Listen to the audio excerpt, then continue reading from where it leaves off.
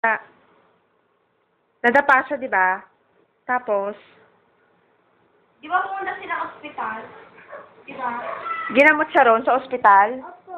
Tapos, sa hospital. Oh.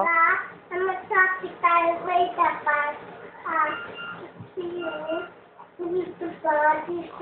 Anong ginawa sa kanya? Dito. Naperahan siya. Nasa sukat. Nana. Tapos, ano pa? Tama sukat na. Sabi niya, Eh sila, yung kay Elephant, siya kay Lion, ano yun? tapos, sa matsalaan niya. Tapos, yung baing manibor. Hinay. Ah.